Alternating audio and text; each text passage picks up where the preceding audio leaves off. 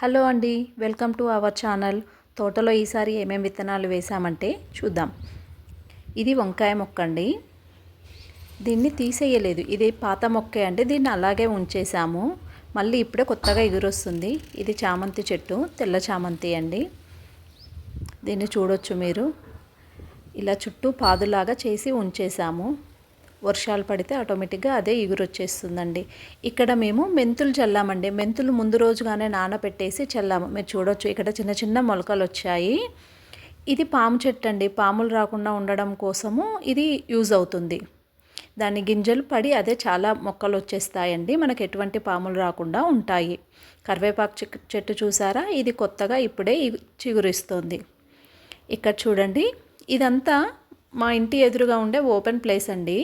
మేము చుట్టూ దీనికి ఇలా కట్టలు కట్టేసాము. ఎలాంటి కుక్కలు, మేకలు, ఇక్కడ మేకలు బాగా వస్తాయండి. సో అవి రాకుండా మేము ఏంటంటే ఇట్లా చుట్టూ కట్టేసామన్నమాట.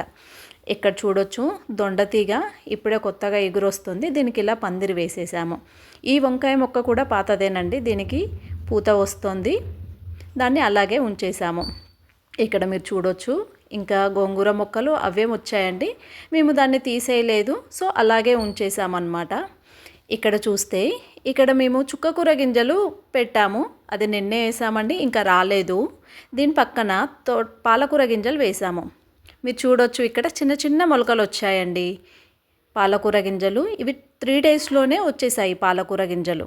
చాలా చిన్న చిన్న మొక్కలు ఉన్నాయండి. వీటికి మనం వాటరింగ్ కూడా చాలా జాగ్రత్తగా ఇవ్వాలి.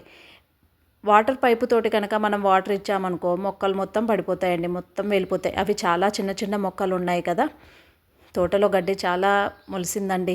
వాటిని రోజు చేస్తూనే ఉంటాము. ఇక్కడ చూస్తే మేము బెండగింజలు వేసాము. ముందుగా మట్టిని పాదుల్లాగా చేసుకొని బెండగింజలు వేసాము. బెండగింజలు కూడా నిన్నే వేసామండి. అవి ఇంకా రాలేదు. అవి వచ్చిన తర్వాత మీకు మళ్ళీ అప్డేట్ ఇస్తాను. ఇక్కడ కూడా పాలకూరే ఉందండి. దీన్ని కూడా 2 డేస్ ముందే చల్లాము. ఇప్పుడిప్పుడే చిన్న చిన్నగా మొలకలు వస్తున్నాయి.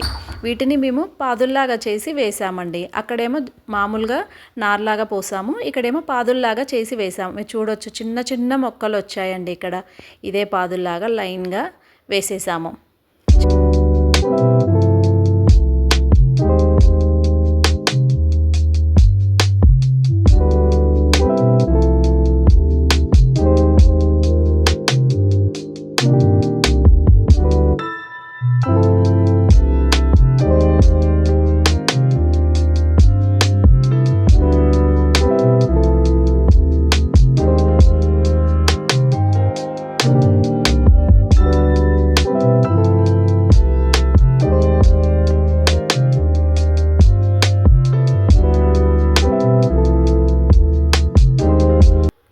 ఇది సొర మొక్క అండి.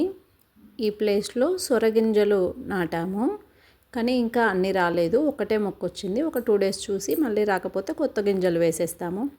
ఇది మునగ చెట్టు, చాలా పెద్దగా ఉందండి. ఇప్పుడిప్పుడే పూత వస్తుంది.